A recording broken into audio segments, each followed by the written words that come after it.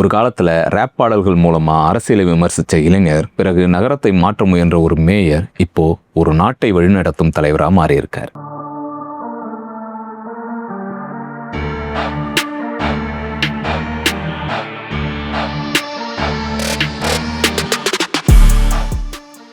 பாலன். தமிழ்நாட்டில் இந்த பெயர் புதுசு இல்லை. கம்யூனிஸ்ட் கட்சிகள்ல, எம்எல் இயக்கங்கள்ல இந்த பெயரை நீங்க அடிக்கடி கேள்விப்பட்டிருப்பீங்க. ஆனா இந்த பெயர் தான் இன்னைக்கு நேபாளத்துல எம்எல் கட்சிகளோட ஆட்சியை முடிவுக்கு கொண்டு வந்திருக்கு. மார்க்சிஸ்ட் லெனினிஸ்ட் கட்சிகளும் மாவோயிஸ்ட் கட்சிகளும் பல ஆண்டுகள் ஆட்சி செய்த நேபாளத்துல இந்த கட்சிகளுக்கு சவால் விட்டு புதிய அரசியல் மாற்றத்தை உருவாக்கிய அந்த நபரின் பெயர் தான் பாலன். பாலன் யாருன்னு பார்க்கறதுக்கு முன்ன நேபாளத்தோட அரசியல் பின்னணியை பத்தி கொஞ்சம் பார்ப்போம். நேபாளம் நீண்ட காலமா மன்னராட்சி முறையில் இருந்த ஒரு நாடு. பல நூற்றாண்டுகளா இங்க ராஜாக்கள் தான் ஆட்சி செஞ்சாங்க.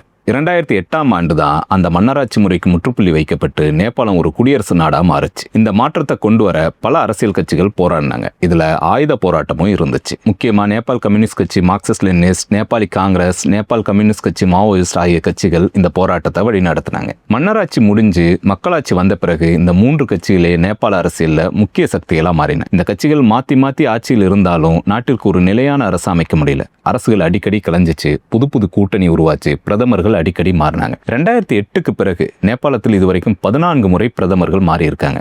அந்த நாட்டோட அரசியல் நிலைமை எவ்வளவு நிலையற்றதா இருந்தா இவ்வளவு பிரதமர்கள் மாறி இருப்பாங்க.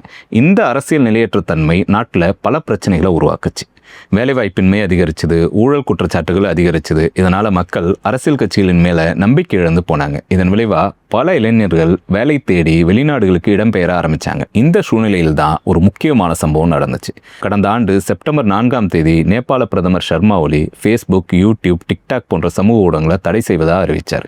இது ஏற்கனவே அரசியலின் மீது அதிருப்தியில் இருந்த இளைஞர்களை மிகவும் கோபப்படுத்துச்சு. சமூக ஊடக தடையை நீக்க கோரி தொடங்கிய போராட்டம் தேசம் தழுவிய இயக்கமா உருவெடுத்துச்சு. பின்னர் இது ஊழலுக்கு எதிரான போராட்டமா மாறிச்சு. இந்த போராட்டத்தால அப்போ ஆட்சியில் இருந்த பிரதமர் சர்மா ஒலி உள்ளிட்ட முக்கிய தலைவர்கள் நாட்டை விட்டே வெளியேறினாங்க. இந்த அரசியல் குழப்பத்திற்கு பிறகு நேபாளத்துல இந்த மார்ச் மாதம் 5ஆம் தேதி தான் நாடாளுமன்ற தேர்தல் நடந்துச்சு. இந்த தேர்தல் நேபாள அரசியல்ல ஒரு மிகப்பெரிய மாற்றத்தை கொண்டு வந்திருக்கு. மொத்தம் 165 உறுப்பினர்கள் நாடாளுமன்றத்துக்கு நேரடியாக தேர்வு செய்யப்படுறாங்க. இதுல பெரும்பான்மையான இடங்களை கைப்பற்றி ராஷ்டிரிய சுதந்திர கட்சி ஆட்சி அமைக்க போகுது. இதன் தலைமையாக தான் பாலன் இப்போ பிரதமரா பதவியேற்க இருக்கிறார்.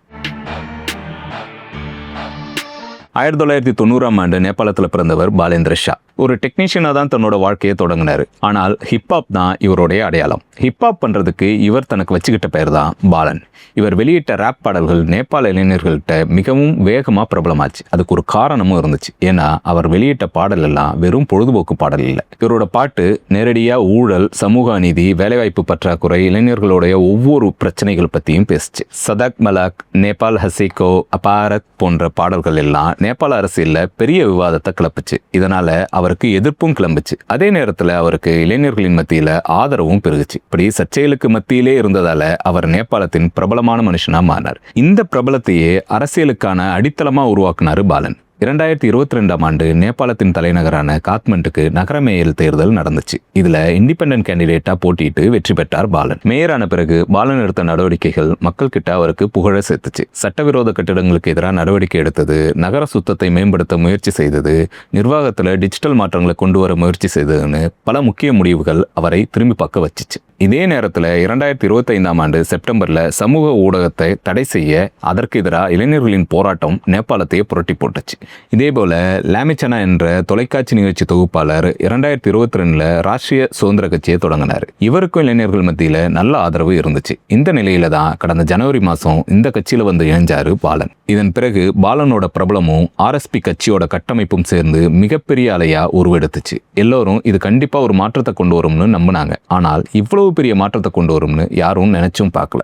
எடுத்துக்காட்டுக்கு சொல்லணும்னா பிரதமர் சர்மா ஒலி ஜாப்பா 5 என்ற தொகுதியில் போட்டியிட்டார். பாலனும் அதே தொகுதியில தான் ஆர்எஸ்பி வேட்பாளராக போட்டியிட்டார். 74 வயசான KP சர்மா ஒலி 17,000 வாக்குகளை பெற வெறும் 35 வயசே ஆன பாலன் 68,000 வாக்குகளை பெற்றிருக்கார். 50,000 வாக்குகளுக்கு மேல வித்தியாசம் இருக்கு. இப்படி ஒரு வெற்றியை நேபாளம் இதுவரைக்கும் கண்டதில்லை. அதே நேரத்தில் அவர் தலைமை வகிக்கும் ஆர்எஸ்பி கட்சி பெரும்பான்மை பலத்தை பெற்று இருக்கிறதுனால அவர் பிரதமரா விரைவில் பதவி ஏற்பார்னு எதிர்பார்க்கப்படுது. ஒரு காலத்துல ரேப் பாடல்கள் மூலமா அரசியலை விமர்சித்த இளைஞர், பிறகு நகரத்தை மாற்ற முயன்ற ஒரு மேயர், இப்போ ஒரு நாட்டை வழிநடத்தும் தலைவரா மாறியிருக்கார். இந்த வீடியோ உங்களுக்கு பிடிச்சிருந்தா வீடியோ லைக் பண்ணுங்க. இதே மாதிரியான வீடியோஸ் தொடர்ந்து பார்க்க ஃபீனிக்ஸ் தமிழ் சேனலை சப்ஸ்கிரைப் பண்ணுங்க.